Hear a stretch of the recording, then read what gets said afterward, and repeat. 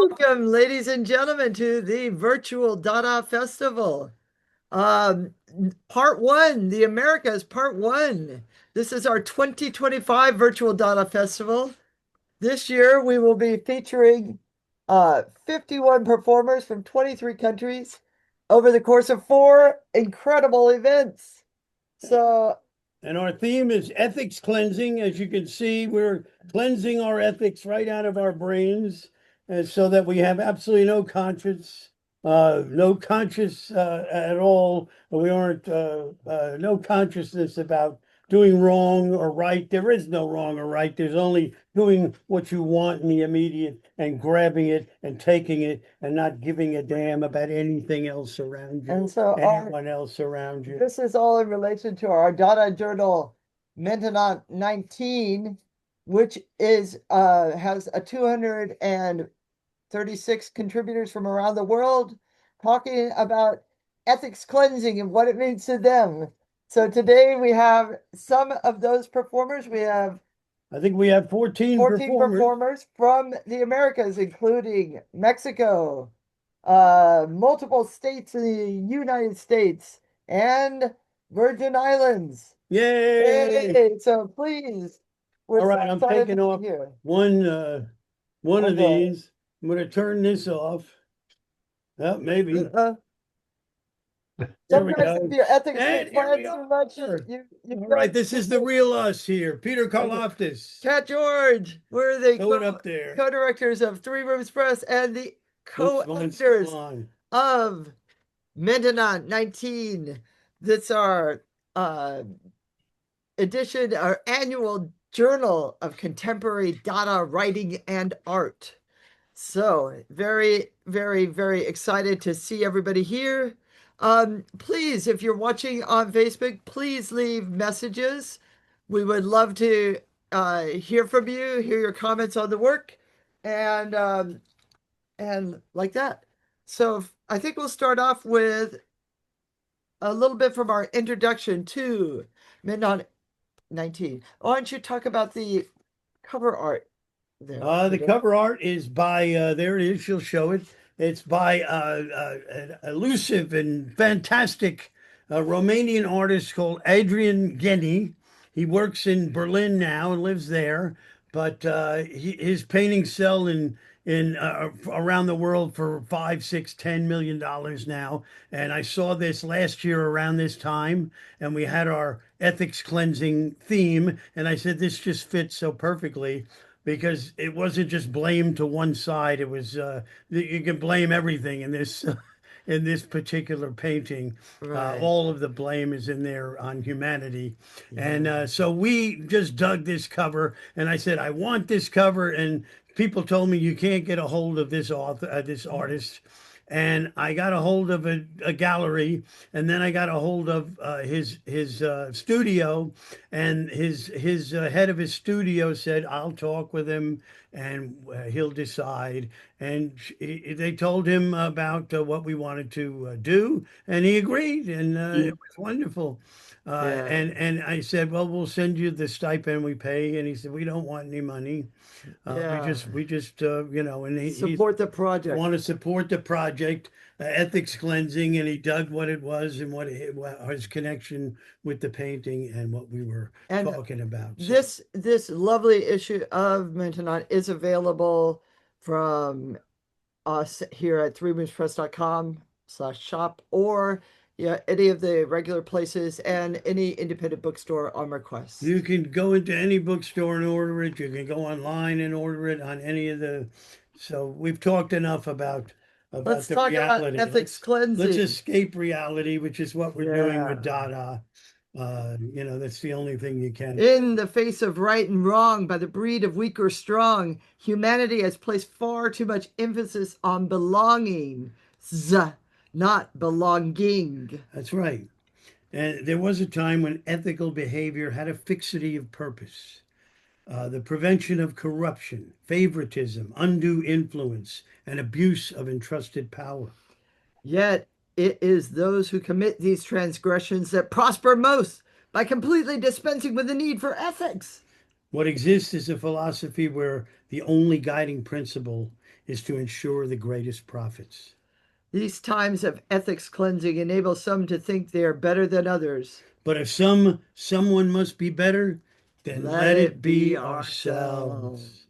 All right, so that's our theme, ethics cleansing. We've got 237 pieces in this book of art and writing, and we're going to see 14 performances from 14 of the contributors to this book from the Americas, and we're just really looking forward to this first day of our virtual Dada Festival. Okay. Looks like the event is streaming to your page, Very good. Peter Carlaftes. So, So it's not going to. but yeah. So it's going to this page, You're but kidding. we can share it. Give me your phone and I'll figure out how to share it while you introduce our next performer. It's supposed to be on Three Rooms Press. Oh well, we Yeah, can't do everything. right. Maybe I can share it now. Anyway. I love technology so much. It's so wonderful. It does everything for you.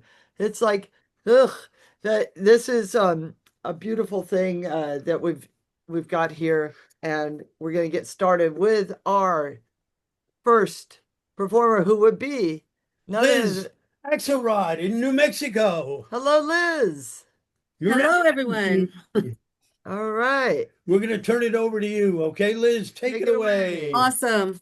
First, I just want to say thank you, Peter and Kat. I mean, I'm so honored to be in this journal. It is wonderful. It's gorgeous, and it makes me so happy to be opening this up as the first person to read. Thanks. I'm a little nervous, but I'm gonna read my poem that is on page. I can't read it right now. 108. This poem is called The Princess Manifesto, and it is the title of my latest manuscript that is still looking for a home. Eventually, I'll find a home. The Princess Manifesto. I have lived through the invent, rise, and demise of MTV. I have lived through the invent, rise, and demise of the fax. I've lived through the invent, rise, and demise of DOS programming and Flash. I've lived through the invent, rise, and demise of internet cafes. I've lived through the invent, rise, and demise of cable TV. I've lived through the invent, rise, and demise of cell phones as communication. I've lived through the invent, rise, and demise of plastic as a savior or death. I never wore the crown. I've lived through the rise and demise of women's rights. I've lived through the rise and demise of homeownership as a possibility. I've lived through the rise and demise of being a proud renter. I've lived through the rise and demise of unbiased journalism. I've lived through the demise of democracy. I've lived through the rise of mediocrity. And I'm living through the rise and demise of personal autonomy. I never bought that gown. I am living through the demise of colorful ocean reefs. I'm living through the demise of clean water in the air we breathe. I'm living through the demise of privacy. I'm living through the demise of freedom of choice. I'm living through the demise of affordable health care. I'm living through the demise of affordable safety in our schools. I'm living through the demise of trust in the Supreme Court. I'm living through the demise of trust in the family.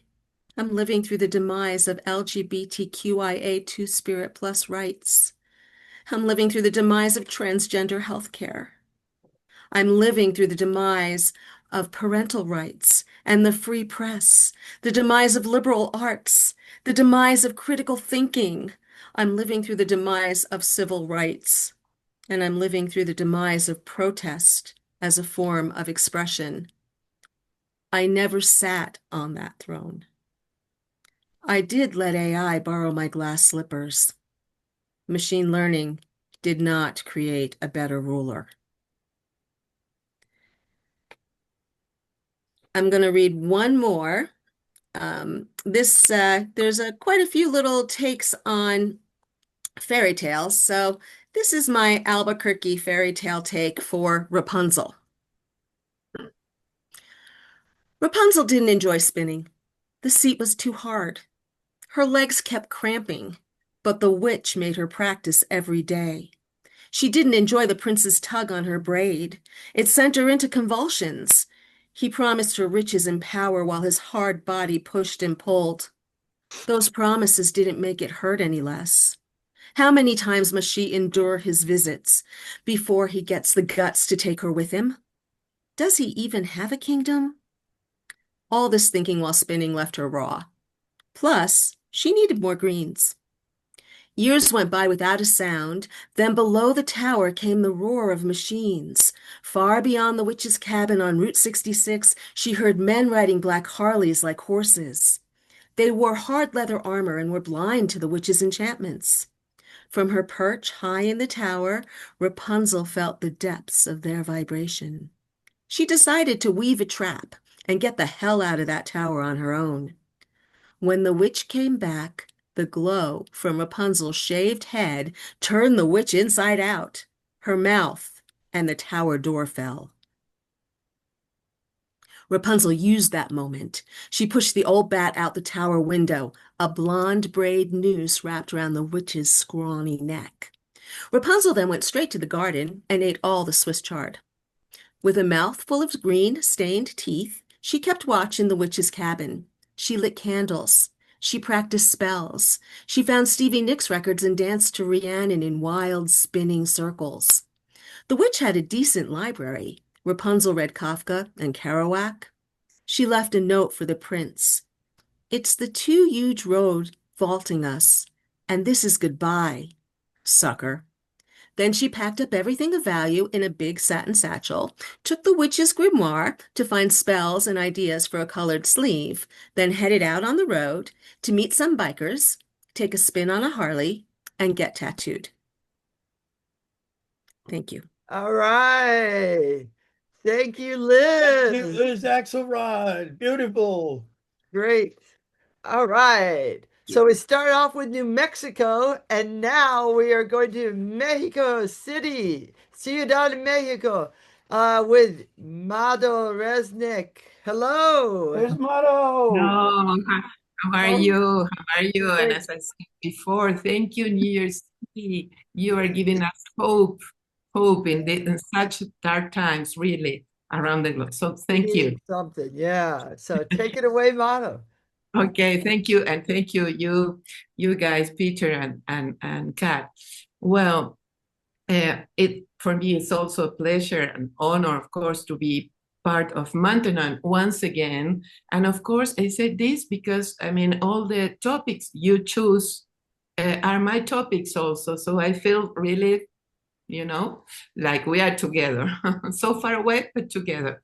And also because, I mean, being part with such great artists and writers also, no? I mean, well, I'm just going to read because my English is not my first language. So I want to show what I've done is this piece. It's on page 214. And 214. Yeah. So my work faces a kind of panoptic in Bentham's and Foucault terms. Now see so in focus, but a panoptic in a museum. Oh yeah, museums, art galleries, art market, and of course art as a commodity always. And I'm thinking about media, algorithm, and so on, commodities everywhere. We are commodities, of course. I took an illustration for my work. I took an illustration by the Italian art Achille Beltrame on the stabbing of that made a Canadian suffragette, an early feminist in 1914, Mary Richardson, and on Velázquez painting on the Venus at her mirror in the National Gallery in London. And she was protesting about a bunch of things regarding women.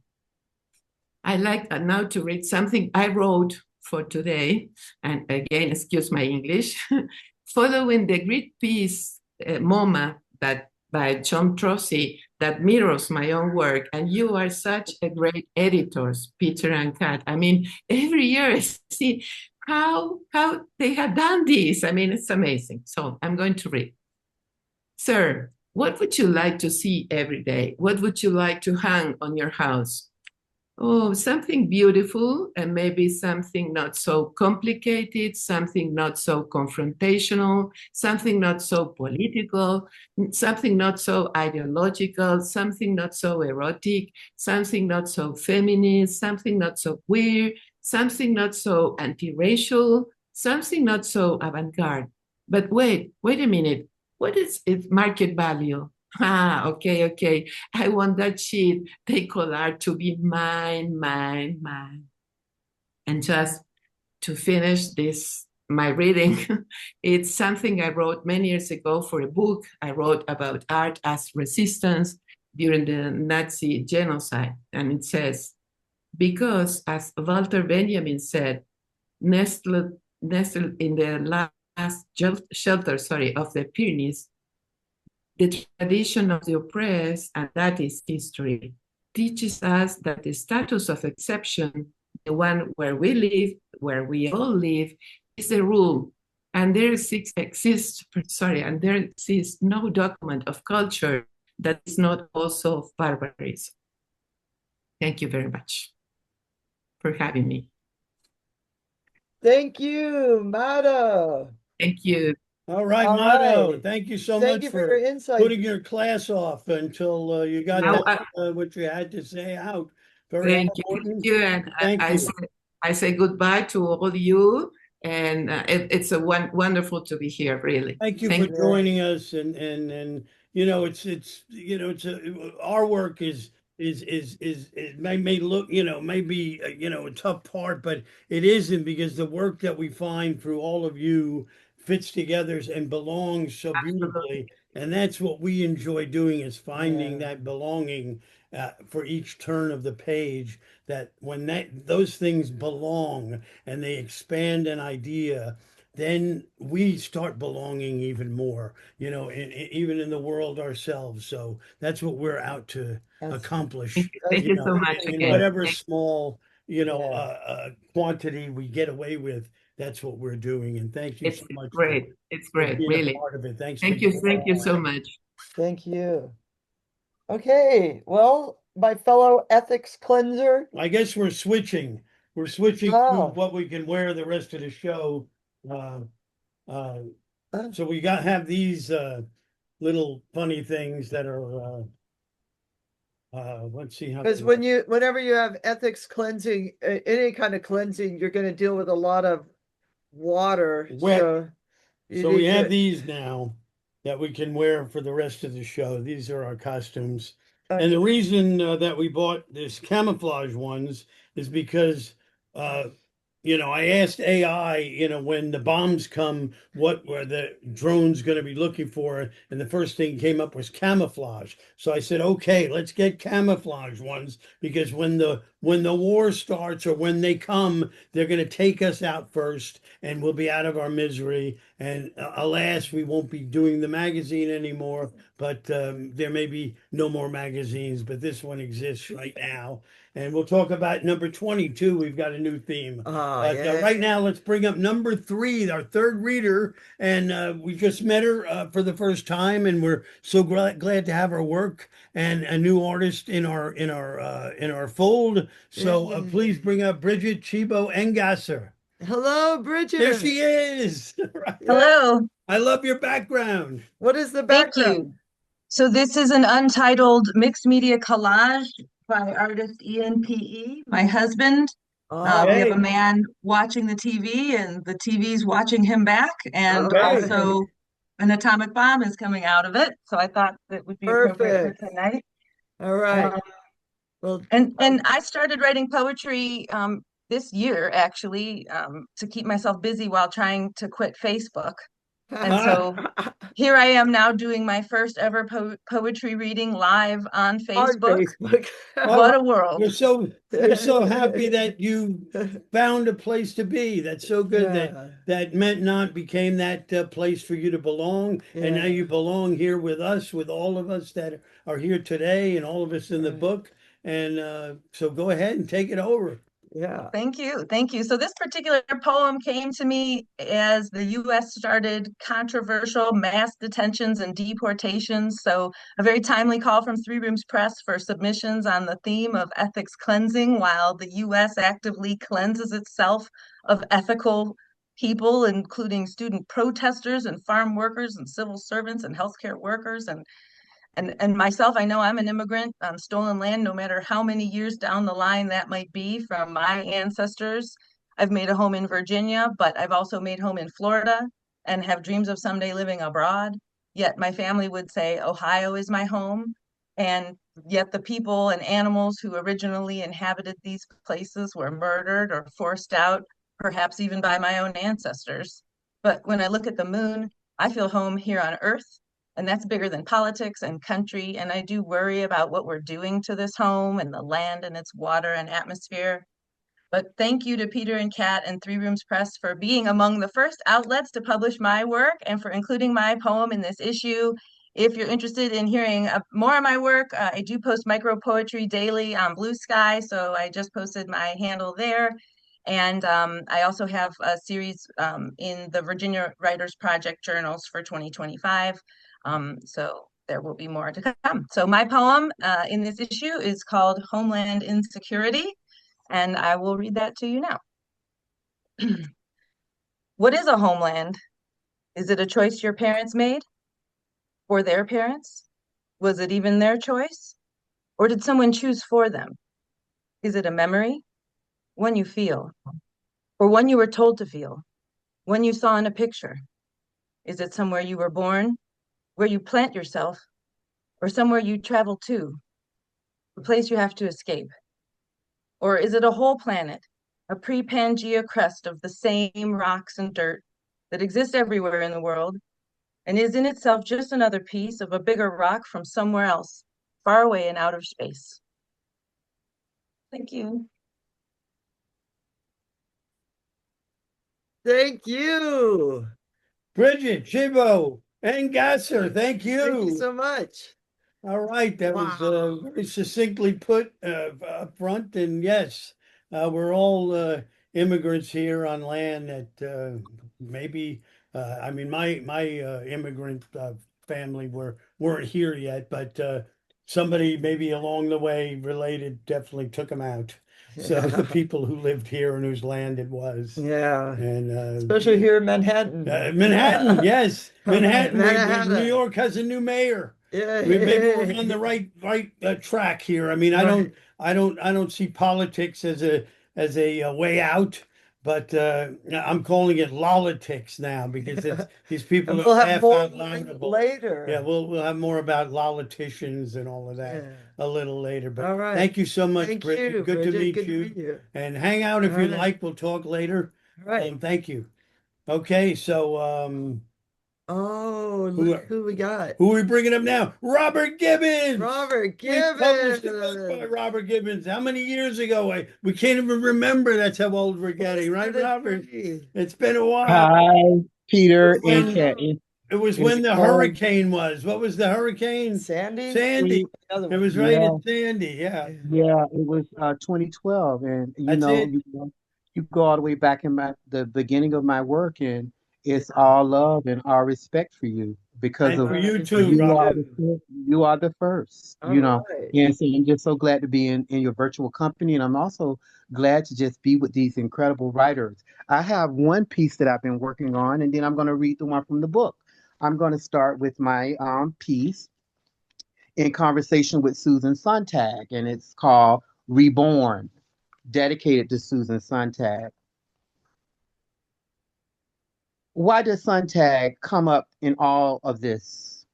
Her journals are all frenetic and patchy, but she lists her journey. She forms her opinion for those who can't.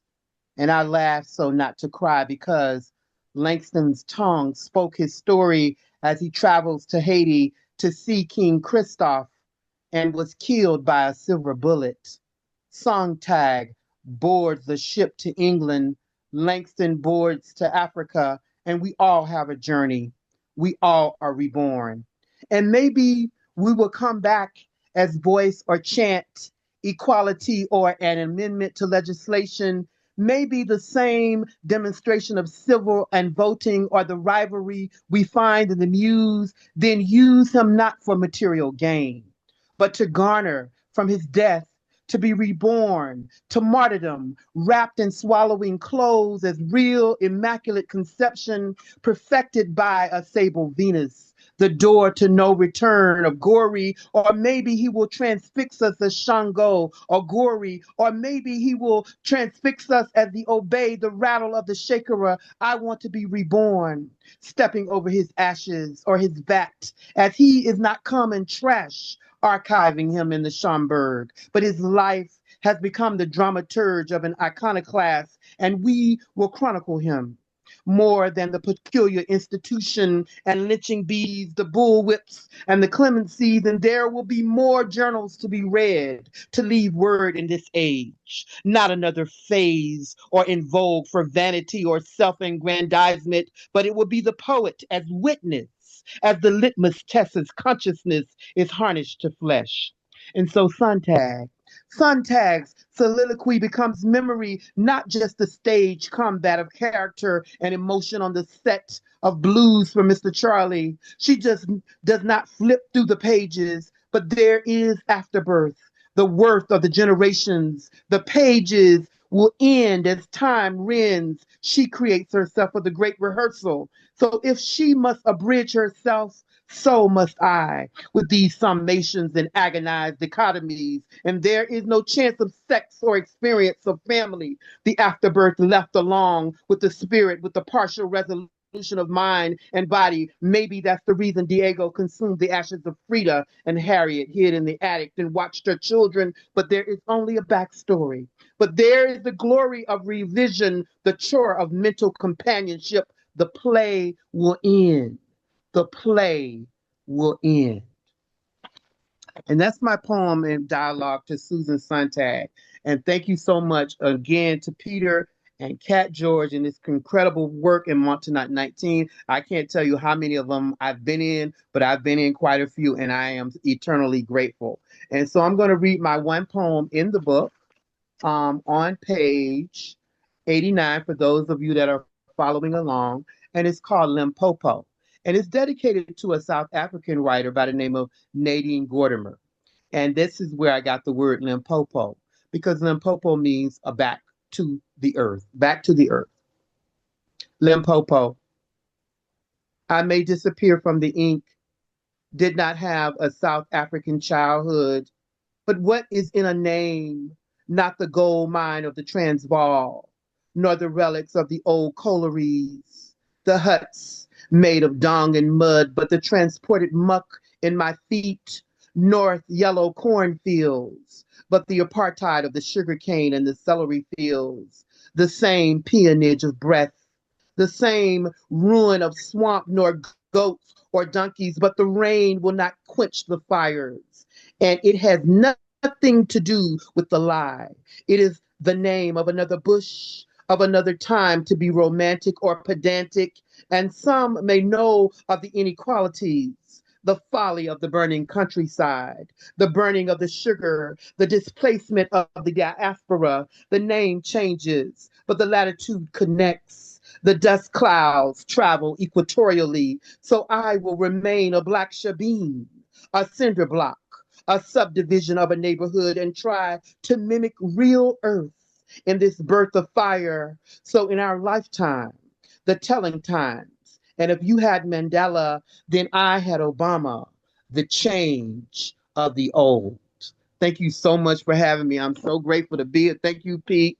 Thank you, Kat. Thank you to Three Rooms Press. Thank you for all the love you have shown me over the years. Thank you. Thank you, Robert. Thank you, You Robert. deserve that love. Yeah, thank You know you so that? much. All right. Thanks for reading with us. Thanks All for right. being in the book. Thanks for being a part of what we do. Wow. And you always have been, and you always will. Some gorgeous All work right. there. Okay. So, are we moving on, or do we have Yeah. something else? Well, we had Fred Fred. Fred Monchant is. Let's He's bring here. Fred. Why He's waste here. time? There he Yeah. You know, is. Fred Hi, everyone. just Yeah. had a big poem in the New Yorker. What a There you guy, go. man. Yeah. Fred, Woohoo. you're still going places. Can you Yeah. imagine? Yeah.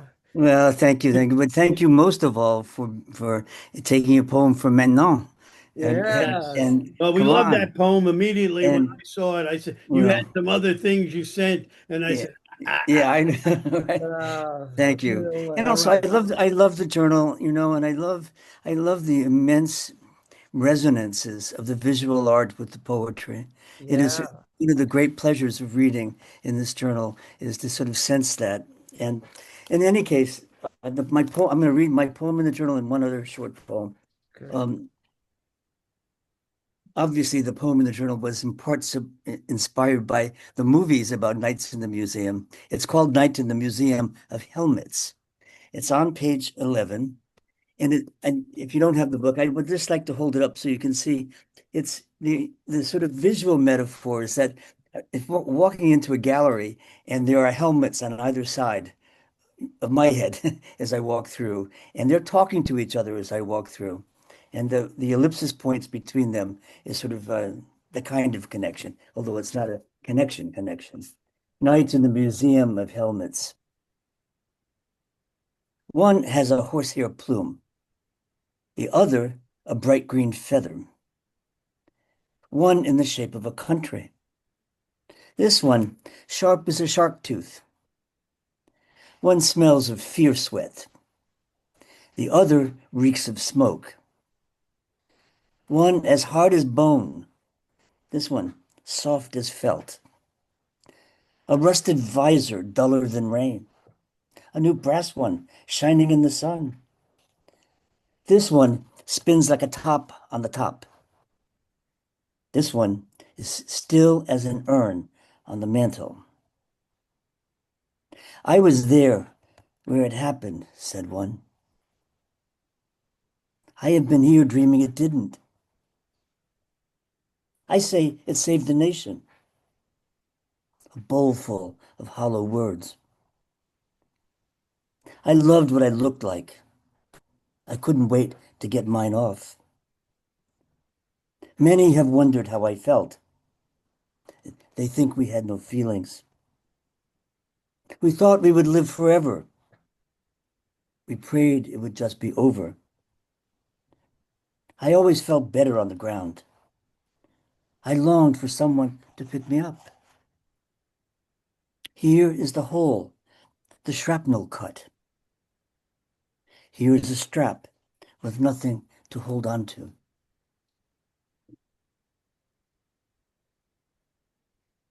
I'm sure many of you, if not all of you, know who Siegfried Sassoon was, the World War I British poet from the trenches, who did in fact survive, unlike Beaufort Owen, and was friends with Owen from the time in their mental hospital together, from their post-traumatic stress.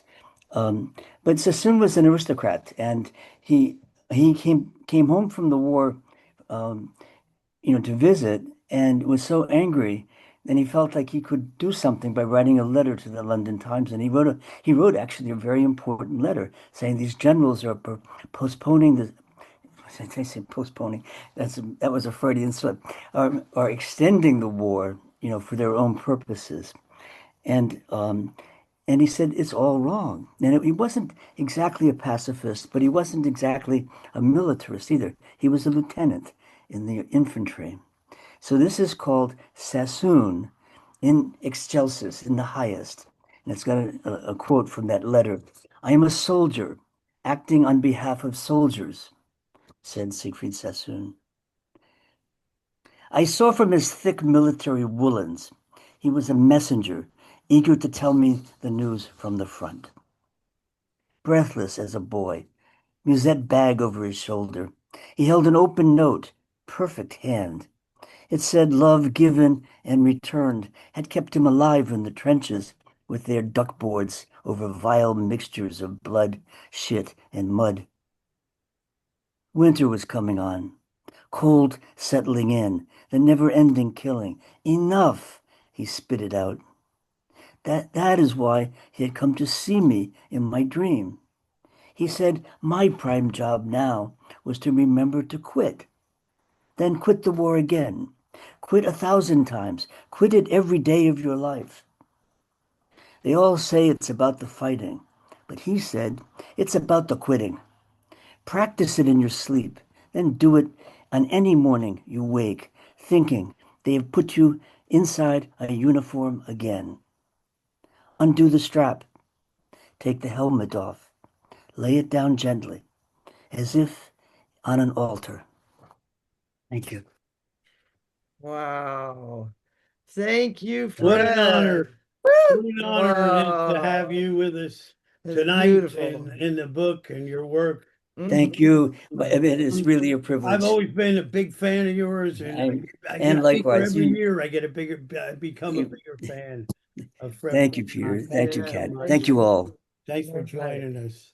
All right. So, and yes, we are Dadaists, contemporary Dadaists, and in that contemporary Dadaism, we are anti-militarist, anti-war completely, and none of the world has ever been that way since, since before World War One, but especially when they consolidated that. You could hear in the words of the soldiers that were there, the senselessness. That's where Dada was born, in the Yeah. senselessness of 40,000 corpses piling up for no reason, for no reason whatsoever. Than 40 years ago, someone pissed somebody off. It's like Trump's going to send in the military, and they could start piling corpses up. That, and who's going to stop them? We are. We are, by Right. giving our lives to this and what we do. This is what we do. We don't have a retirement fund. We have maintenance in this world, and that's what we've been doing for 18 years. And it helps. Yeah, this year we were so fortunate to be able to perform at Cabaret Voltaire, where the Dada movement started in Where it September. began in Where we 1916. began. We were on the same stage that stage. the Hugo Ball read his Karawami, and Erewhon. yeah, it was just so beautiful. It was just great. So who's next, Peter? We Anna have Omura. Anna O'Meara, who's been with us in New York. She's been with us in San Francisco, and I think you're back home in Seattle now. Is that where you are? I am. Hi from Seattle. Okay. Hey. Good to see you. Good to see you too.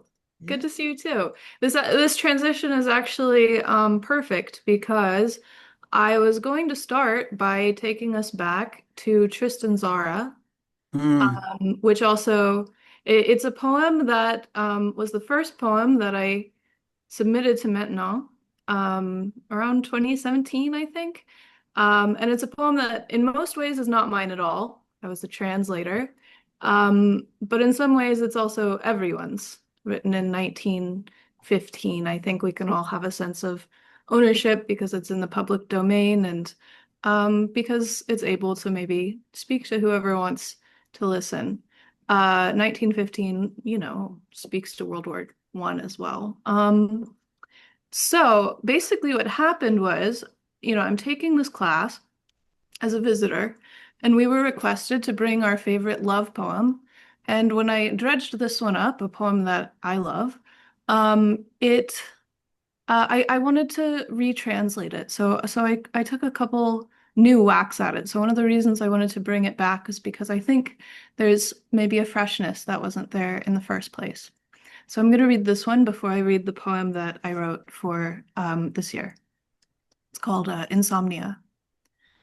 Dear Lord, send down the lunar lemon swiftly with its innocence of heaven, that we may announce the miracle. Behold, a bird draped in fabric made of light carries the joy of the soul. Once cities fall out of sight. Once a ship's bounty drowns in the port. Once storms coax lambs to sleep. Once prayer brings us on our knees like cows. Angels descend, swimming in slow motion, stark against the darkness. I protected the honey of your skin from mosquitoes. I was a gardener who watered you fresh. I wanted you like a nostalgic sailor. I called the moon ahead of a broken doll. And I did not wake you. My blood was galloping with stallions. After my sickness passed, I received a letter while still in the hospital. The house was empty, and I opened the windows. Personas shone of porcelain. I built snow forts in the night. Hamlets trembled when the door screeched. The laundry lines tortured me, a wolf in a cage, until the sun came up in the east like churning milk. I stare at you for a while with tender eyes of a small donkey. Insects and my eyes hurt you. You keep your hair up like a puppy. Your body is taut like a glove. You sleep next to me like an arrangement of flowers. You are the silence of underwater dunes who dream of secret escapades with divers. The sea unpenetrated by whales in love. Small colorful fish form letters as they swim. Met with fox fur as you rise to the sun, out of which happy white falcons shoot in the air. I like to love in fresh hay filled with nettles, and friendship in rooms with old miniature furniture. Tomorrow, I'll take a walk with you in the public garden. Be a doll so that I can understand your mechanics. Be a cat so I can play with you. Be a little sister so you will take care of me. So that you stop suspecting me of cheating. So that I will be your punicello set to music. For the second one, basically, this, even though it sounds very surrealistic and maybe fantastical, it's all in a way based on a true story of a time earlier this year when I was writing it, when I thought that I would be potentially taking a job in Cooperstown, New York, which is an interesting idea, a nice idea in some ways, but also very, very different from the city life that I'm used to. And as I was processing this, so many things were happening politically in the world, and there was a certain appeal to the escapism. And I think I felt a degree of guilt and I felt a degree of panic. And I titled the poem, We Sent Her to a Farm Upstate, of course, referencing what in the US parents say when a pet dies. That's where it goes. It goes to a farm upstate. And I was actually going to go to a farm upstate. Okay. So I wrote, I've been feeling like a bootlicker lately. My head pushed down to the ground, and I think about integrity as I watch The Bachelor. The Bachelor asks his date questions, and I wonder, will my next job interview be like this? Then I wonder, will my HUAC trial be like this? I think about retreating into 100-acre woods, where I will build Victor Horta-style houses. Maybe I'll buy a cow. What if the cow needs me when I take a flight? Then I'll stay home. What if the cow feels cold during the upstate New York winter? Then I'll give the cow a heat lamp. What if the cow knocks over the heat lamp? Well, Chicago won't be there to set ablaze, so Mrs. O'Leary O'Mara might be off the hook. Vacate is etymologically connected to vacation.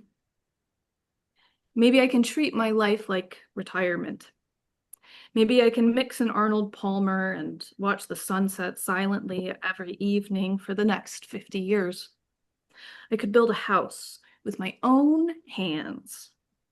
I could pull clay out of the ground to lay the bricks, and I could set up a studio filled with fire to hone the metals around stained glass. I want to forget. I want to vacate. I feel naked in front of the world, a political laughingstock. Stupid woman, stupid cow, stupid Irish woman cow, lick the boot. Right. Yay. All right, Anna O'Meara. Anna. Woo. And you're absolutely right about that first poem too. It sounds so fresh and in the moment. That's great. You didn't go up there, so you didn't go to Cooperstown. You didn't go upstate farm. Yeah, farm upstate. No, I didn't. It's okay though. Yeah. It was you examined your situation, and I thought you did it in a very valid I'm way. trailing. Yeah. All right. I already read. All right. Okay, so let's bring up another new wonderful contributor from the British Virgin Islands. We have Linette Rabsatt, and we're going to bring her up to read and meet her. Hello there. Hello. How are you? Hi, everyone. Thank you so much for this amazing opportunity. I got my coffee. I'm very Yay! excited. Yes. We're so happy. I have It went to the yes. Netherlands first. Why they sent it to the Netherlands? We mailed it but from it's such a Tennessee. weird thing that it would go to the Netherlands, which has nothing to do with where you Yeah. are. So there you go. Anyway, take it away, Linette. Take it away, Linette, and good to meet you. Yes, great to meet you too, and wonderful to hear all the awesome poets. My piece in the book is called A Refugee Where I Pay Taxes. I am my ancestors' seed. I have DNA from a strong breed. I am a black diamond in the blood I breed. I work hard to give my children all they need. Yet I stand today where millions chill and relax as a refugee where I pay taxes. I wanted to share this particular piece because this is another one about belonging and, just thinking about ethics cleansing. It's called Born. This was actually written in 2006. Born here or born where? Caribbean people, be aware. Watch out for the tricks. Pass over the broken sticks because in the end, who wants to live by a trend set by statistics laid out in statistics? People be aware. Listen when you hear. It's time to bear strong, shift steadily along. The question of who belongs should have been replaced for how long. But we rather defeat the strong, corrupting the education all along. It's time to be aware. Stop acting like you don't care. Negativity in the environment are the things for which we won't comment. Yet we know who's with who, spreading foul untruths, not caring about the future or the youth that we should nurture, not teaching them about saving. It's all about materialistic craving. My people, be aware. Born here or born where, love each other truly, for change is our duty. Our duty to make our people aware. Stop acting like you don't care. And I wanted to share one other piece with you guys. We know that Jamaica definitely would have had Hurricane Melissa. We suffered from Hurricane Irma and Maria in 2017. So we have a full understanding of the stress and the perils that they are facing. And I think that they're even in a worse situation. So this poem is dedicated to the people of Jamaica and everyone else who has been affected by especially storms. It's called The Face of the Desperate. This phase is one of mourning in empathy because we just can't believe the devastation and havoc wreaked once again on a Caribbean nation, one that stands as one of our strongest.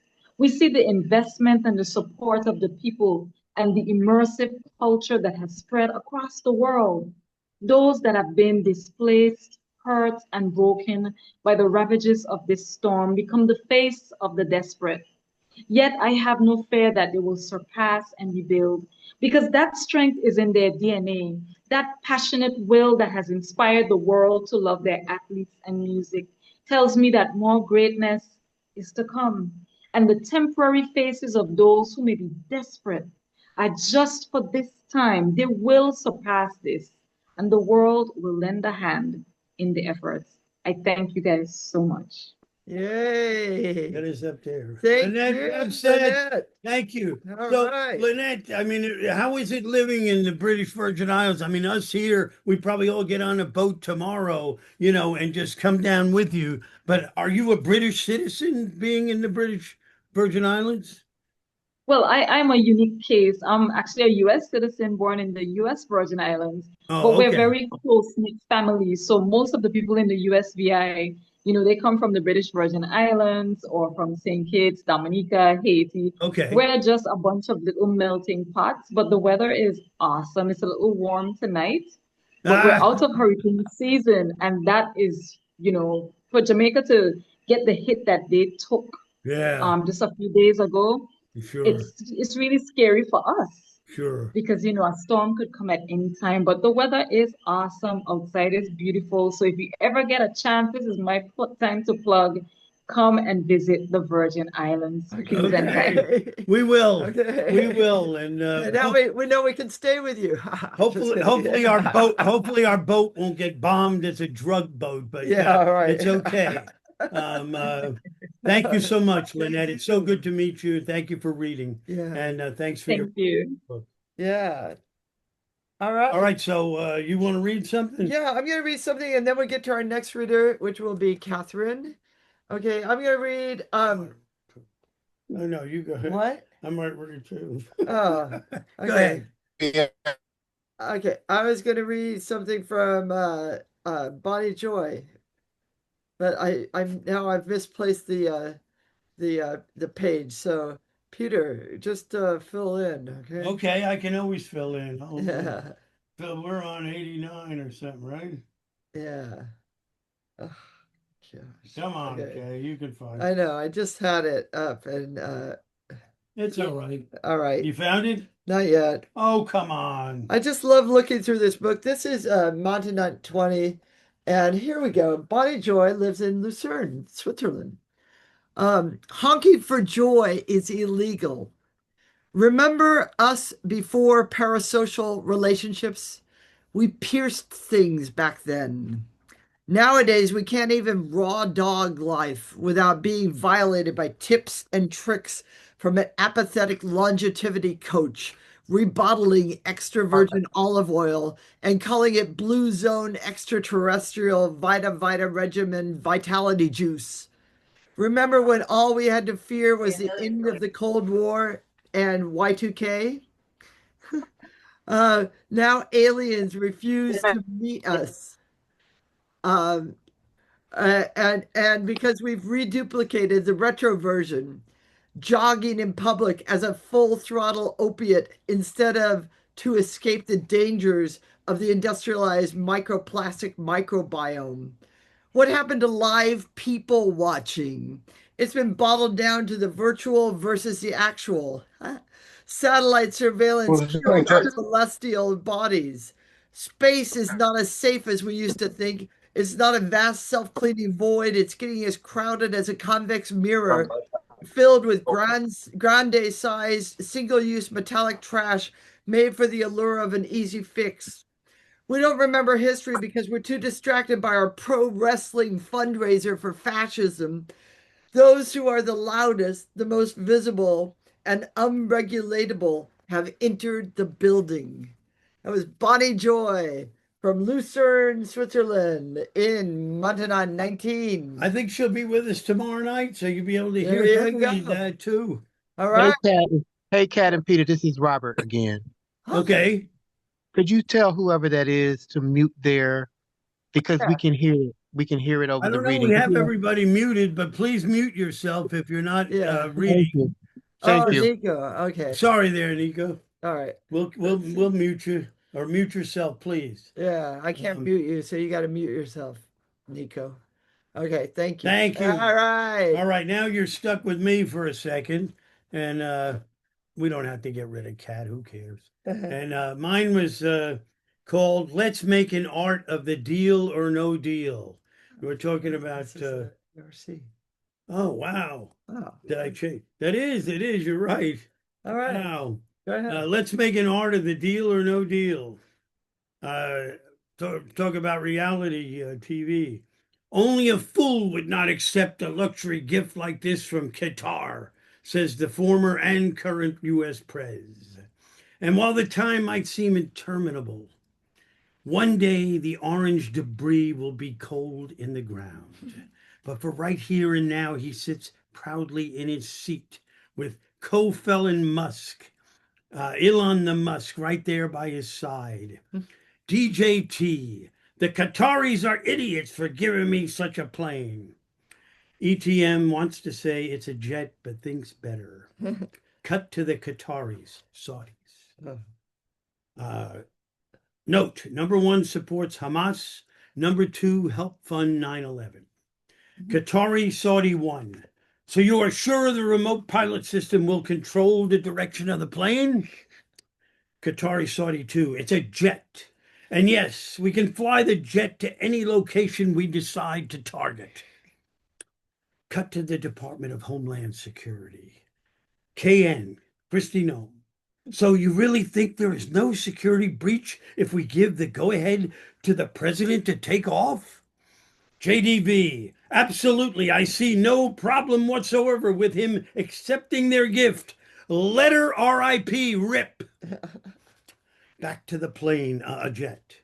DJT, I'm glad they were able to put toilets in the seats. Elon Musk, you can say that again. DGT says it again. Back to the Qataris, Saudis. Qatari, Saudi 1. So exactly where do you think would be the most effective target? Qatari, Saudi 2. At first I was leaning toward the Pentagon, but the more I thought about it, Tel Aviv or Tehran would be most beneficial. Back to the jet. DJT. I want a second plane to keep for myself. Elon Musk. Just keep this one. What can they do? Yay! All right. Woo! Let's make an art of the Deal or No Deal. There's like 7 TV show titles in there. It's ridiculous. We started out accepting the TV show, and look where we are. We're living in one. That's right. You know, we're literally living in one. This is reality TV. And next up we have Katherine. Katherine Shehadeh. Please bring up Katherine. It's our first time meeting you. Hello. Hi, how are you? And you are in... I am in Coral Gables. Wow. Yep. Okay. Right. Coral Gables, Florida. Woo! Woo! Take it away. Good to meet you all. Speaking of Elon Musk, I have a related poem, so we'll stay on topic. This poem I actually wrote in 2022. I hadn't looked at it much since then, and it's amazing how much further we've fallen, I guess. So it's called On Capitalist Art and Aquaculture. Political pawns, political prawns, jumbo shrimp, and now I walk with a limp. Fred Durst, Roberts the worst, femicide, wearing bad wigs to hide, a cover for Exxon, destroying the Amazon, Jeff Bezos, Elon Musk, what do you even want with us? It's electric cars, it's flying cars, it's packages delivered by drones, a moon not landing, a space race, it's a crypto hyperloop underground place. It's AD, hyperactivity disorder, NFTs, new order. She's lost control, Mother Earth, save the planet, what's it worth? Mining for gold, diamonds, those little rocks for iPhones. It's cartoon-faced child slavery chocolates. It's erasing orangutan homes for shampoo nuts. Ooh, ah, it's another year of record-breaking profits. Ooh, ah, another year of record-breaking profits. It's raising orangutan homes for shampoo nuts. It's cartoon-faced child slavery chocolates, those little rocks for iPhones, mining for gold, diamonds, what's it worth? Save the planet, Mother Earth, she's lost control, new order, NFTs, AD hyperactivity disorder. It's a crypto hyperloop underground place, a moon not landing, a space race. It's packages delivered by drones. It's electric cars, it's flying cars. Elon Musk, what do you even want with us? Jeff Bezos, destroying the Amazon.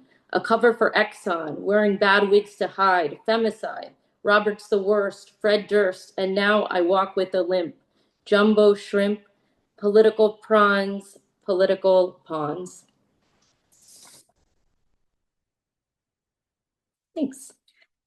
And okay, so I wanted to also share, obviously, the poem that's published in the book. Just a note on this. This is like probably everyone can share the experience. It was a poem that went through kind of many iterations and in form and until it felt really right. I've been kind of working on this like sonnet, anti-sonnet, something project, and thought maybe that would be the right fit. And so that's what it purports to be. So it's called Fuck You Earth Day. Fuck you, Earth Day, you gaslighting goblin. You are a billionaire sucking military industrial complex camouflager. Our incremental oil slicked path to the epicenter of Armageddon. But not the big lipped, Liv Tyler licking, snow capped snacking, summer blockbuster of death we counted on. Decades before sad, smoky memes turned Ben's big headed smiles upside down. Our childhoods binged on Nickelodeon, faithful to a popsicle stick puppet pleading for us to phone in mid-plastic tray dinner with half-baked pledges to save the earth. You owe us more than your 24 hours. Thank you. Very good, Katherine. Yeah, Katherine. Shehadeh. Thank you so much for joining us from Florida. Very nice. Nice to meet you. Nice to meet you. Thank you so much. So we've got 5 more readers, Stick 5 more around. performers, 5 more performances on this bill.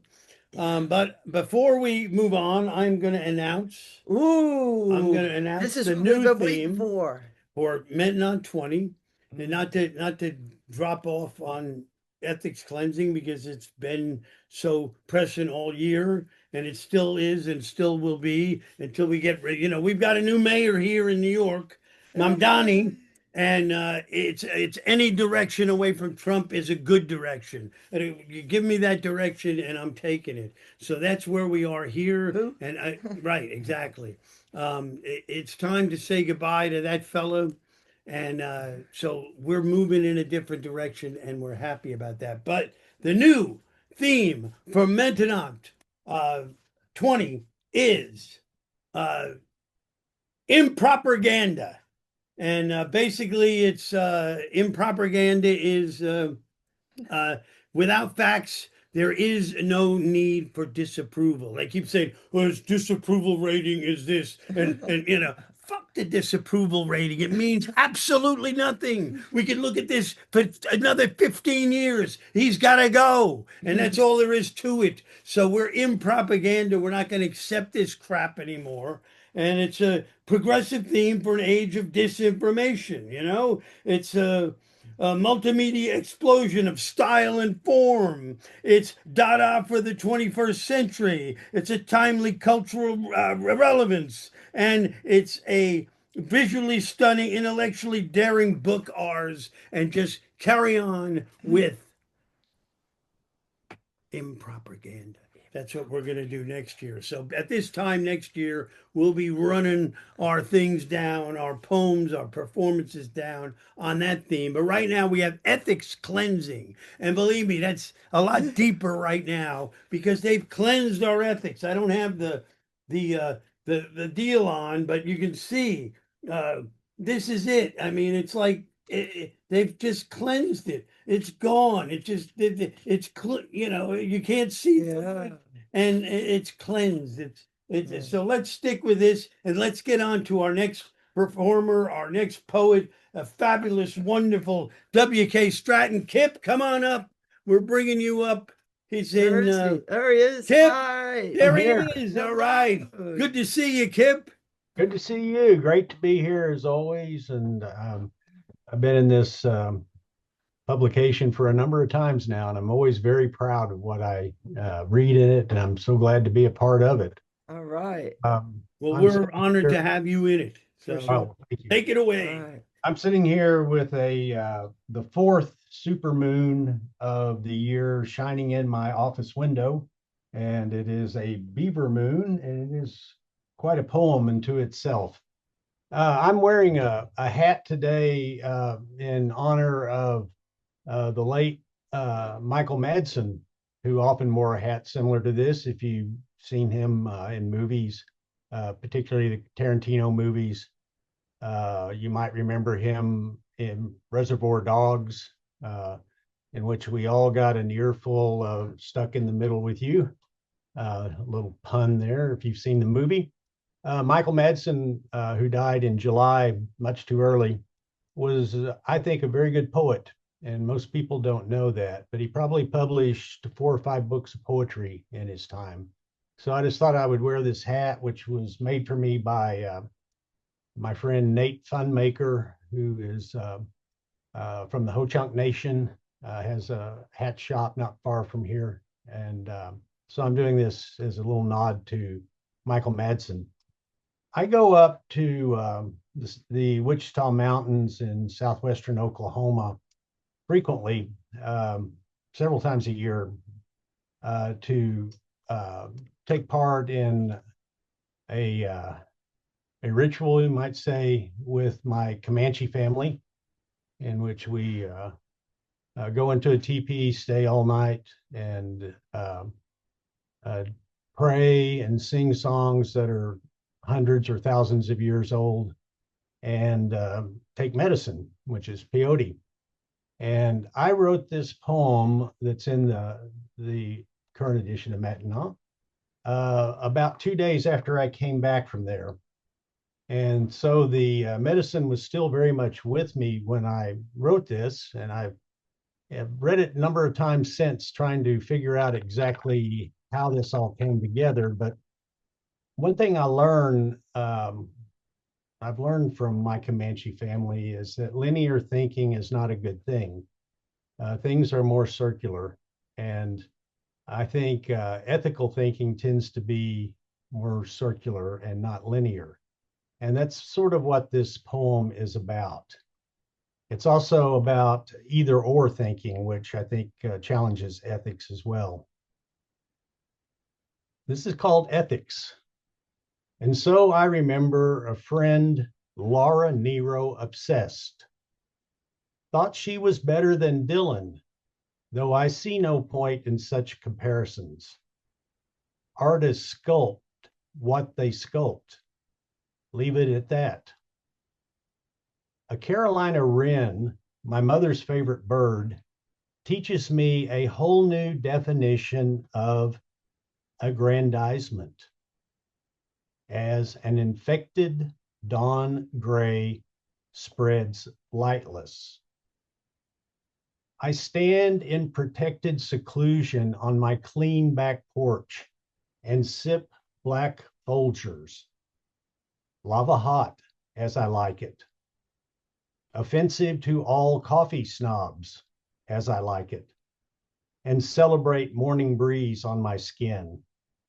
I recall Eli's Coming as a good song, even if it was too often buffed to cubic zirconia, rendering it meaningless. It is the flaw that makes the diamond perfect, a lesson I learned way back in high school. Likewise, ethics must be marred to be ethical. In my mind, I hear not Nero, but Johnny Cash's cover of Dylan's Wanted Man, and recollect getting lost in Juarez when I could still sing. Thank you. Hey. That was Kip. It's always good to have you with us, and always wonderful to be here.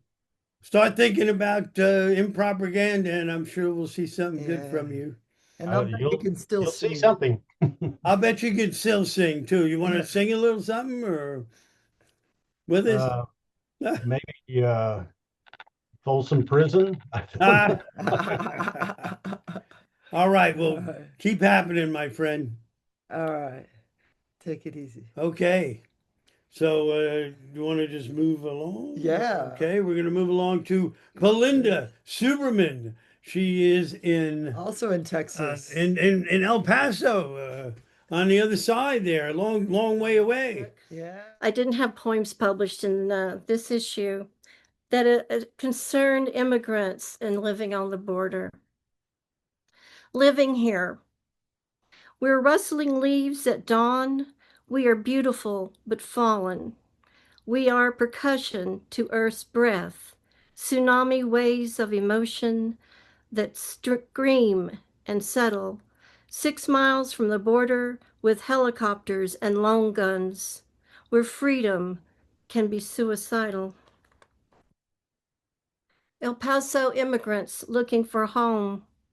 At the base of a desert mountain, the dry ocean of empathetic waves mingle and continue as the air we breathe. There is no spiritual boundary in the atmospheric sea. Winds blow through fences. Border Patrol may capture and detain us. On land our ancestors lived. Long guns with laws may deport us. We still share the same air, and ghosts of history haunt the land. We're only looking for home above the cemented gulch of the Rio Grande. Thank you. All right. Thank you, Belinda. Belinda Subraman. Wow, that's it. Thank you so much Yeah. for joining us Yeah. on the border. Are you still right. the poet laureate of the beat?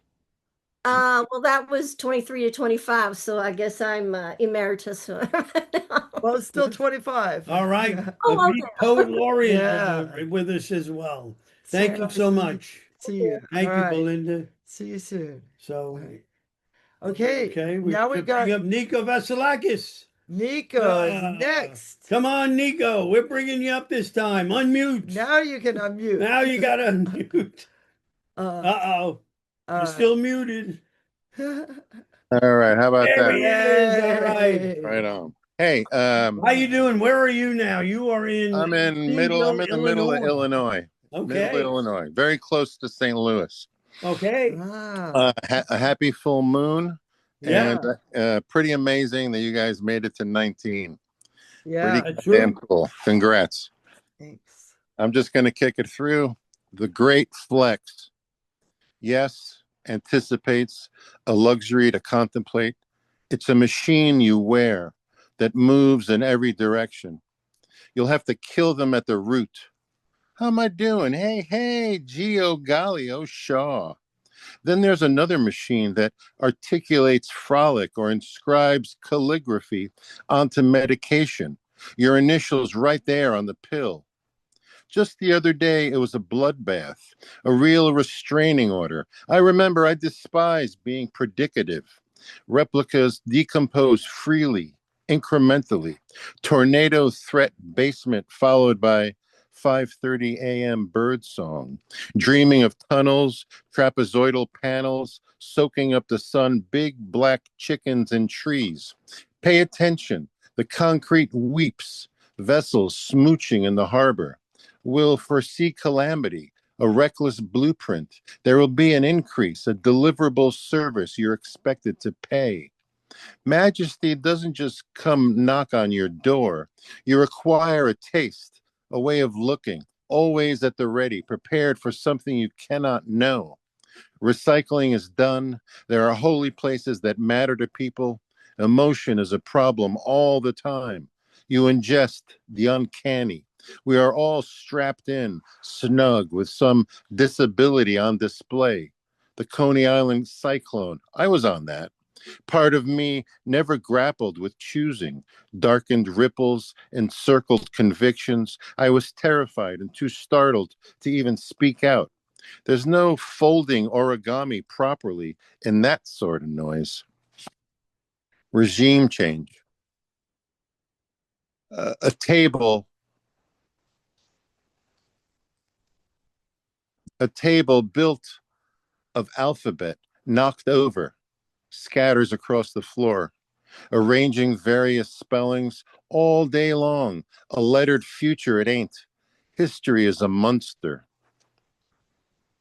This famous douchebag poem. I venture forth with a digital notebook. My life on autocorrect comes into view, this destination unknown, a transparent obituary, forgotten in no time flat. It's not like Hiroshima. Another headline reads, "This was a weird summer. We all got older faster. My thoughts are leaving at quite a pretty clip. Winds gather, razor sharp rain. Clarity is about alignment. Perspiration is about moving through. Sebastian is full of arrows, and most of them are as elbows. The real trick is getting the pointy end into your eye. Plugged in all the time. There is, what's the first place? That there is no plan for people. What happens to the humans when they all stop working, like completely unemployed, talking and being intimate with AI all day long, forgetting how to do things? Poisoned rock stars. We are dinosaurs under surveillance. The nocturnist I never was carries the tiniest melody. It's a retinal event. The affect of that particular sonic shift was tremendous. I have to speak quiet about it now. No corn grenade, no fuck the cannon. There's always some pre-worry, but the situation itself is usually boss. From Montague to Mechanicsburg, here, near where it is, I take my regular wander. I found a puddle, that's all. An accident, really. I am forever trying to fix myself and forever forgetting I need fixing.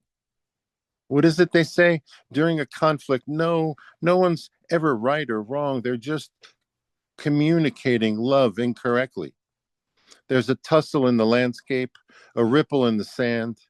They're dismantling the engine in front of our eyes and reassembling it in their own likeness.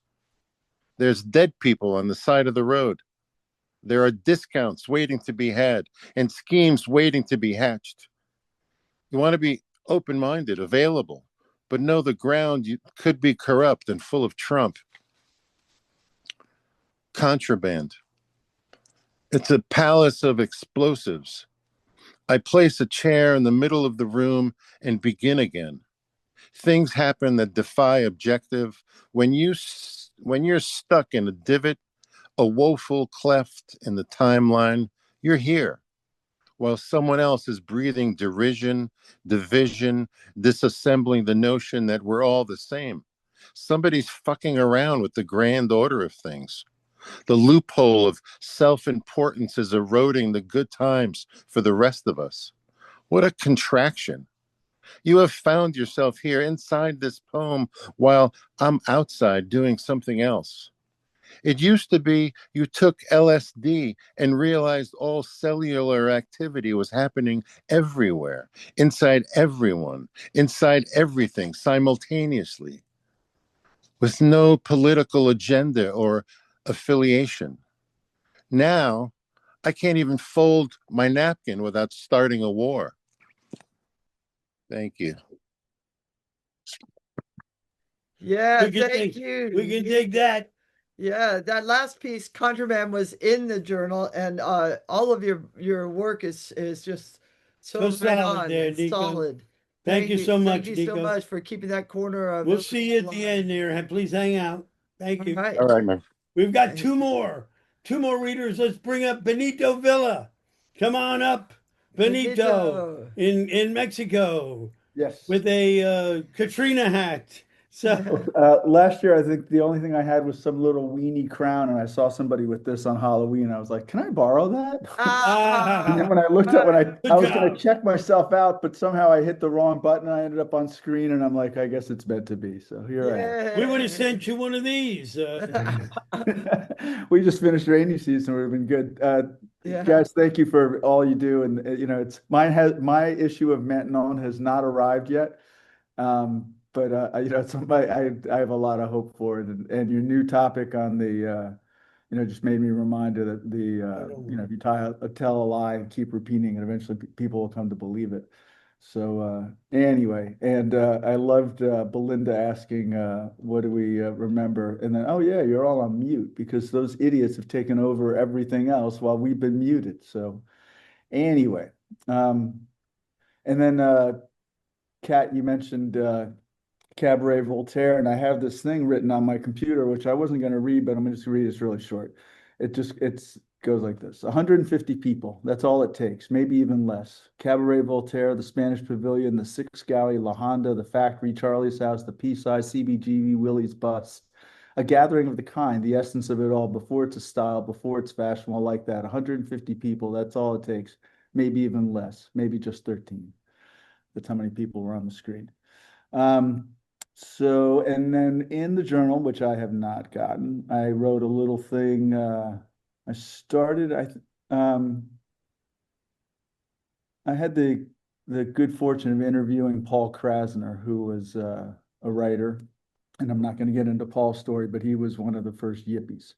So is in the journal. It's called "The White Bird is an Idea," a nod to Abby, Anita, Jerry, Nancy, and Paul, the first Yippies. And it goes like this: the white bird is an idea glimmering in the politics of ecstasy, an idea that cannot embrace the desperate theater of tonight's evening news. To protect our freedom, there must be a disruption. It's needed. It's necessary. To fear what's about to happen is to acknowledge what doesn't work. One day, everything we love will be gone forever. Making today sacred is no quick trick. It's a slow work, the alchemy of compassion, coming to terms with what doesn't come easy. To assign value to people, places, or things corrupts the goodness, sincerity, and holiness that will be theirs forever. A war against war is still war. The greed of no, the greed of more, the greed of hate, the greed of fury, the greed of Gada, the greed of hurt, the greed of sameness, the greed of isolation, the greed of control, each one wipes away any chance at peace. A war against war is still war, allowing the mad, boar-faced, ugly finger-pointing to keep smelling fear-smelling disconnection to the people who don't need it. This new America is trapped by its pettiness, exploding its own fate while mumbling about destiny, caring about money and little else. Our pledge to interdependence, it's gone. Lady Liberty's been set ablaze and the fireboats can't reach her. Her meaning, her hope, her promise, they're burning. The truth lives in the obvious, like in the smart mouth music of the blues. You gotta move, get ready, you gotta move. Gather the freaks, set them free. Watch what they do. See how they piss off anyone who's forgotten how to be a kid, and anyone, everyone who won't poke fun at their own altars. So thank you. Thank you, Benito. Get us up there. All right. Woo! Thank you, Benito. Yeah. I can't believe you didn't get your book. I know we sent one to your daughter, but I think we also mailed you one. So right, but there are more pelicans than people where I live. Okay. Well, I guess that's why you live there, no? Yeah. And my mail goes to what we call the cartel deli. It's a long story. So every once in a while, I'll get word that something's there. Okay. All right. Well, I hope you get word soon. And are you heading home up to San Francisco at all, or? No, I haven't left Mexico in 3 years. Wow. Well, we got to get that book to you. We will. We'll get you I like it here. Put it down there. All right. We'll get you a book. Thank you. Thank you. Oh, and we're publishing a book by Nancy Kershaw. Speaking of Yippies, in the spring, so that should be interesting. So, thank you so much. But we'll definitely get your book to you. All right. Okay. We have one more performer, one more person from the book. From MAINTENANT 19. Hey, there he is. Larry Zdeb. Oh, I know, Larry. I know I've told you this in the past. And so when I first saw your work, it's got to be at least 10 years ago, if not more. And I said, what the hell is this?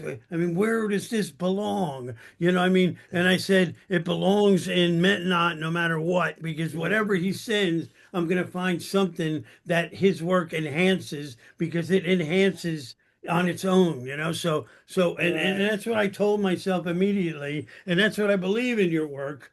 But it's ultimately original, but it's intangibly you know, it doesn't seem like it belongs. What is this? You know, there's no place to put it. So we're very proud to have you. You're an original mind, and you live in Michigan. You know, right? Yes. Are you in Troy, Michigan? So yes. All right. Well, I have a piece here that I love it. I make assemblages, and I'm currently in 8-man show in West Bloomfield. It's called Beyond the Wall. But I've got this piece that to fill some of my time that I thought I had to. This piece was just crying out for me to show it to you. And it's not the piece that's in the book, but I got to turn off the light. This piece just screamed that wanted to be an ethnic cleansing.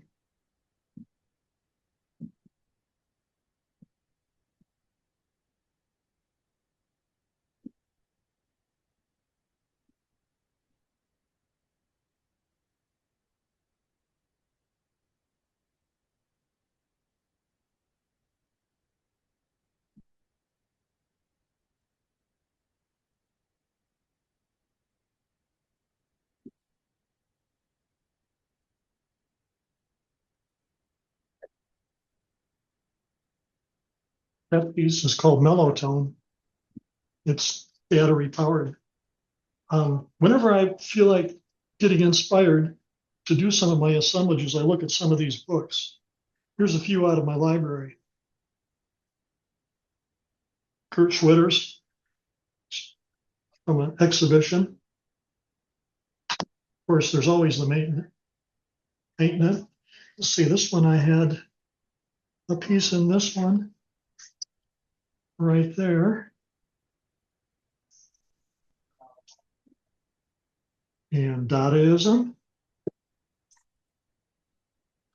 Hannah Hook. This is probably my best one right here. This is just filled with great stuff. Really recommended. But this is the piece that's in the book. It's called Wednesday, and it's on page 161. It's a it's kind of like a painting or an assemblage. I'll show you some of the highlights on this because you don't really pick up a lot of the detail in the book picture. But perhaps I can, if I turn this around, maybe you'll get to see some of this detail that kind of gets lost when you don't see it in person.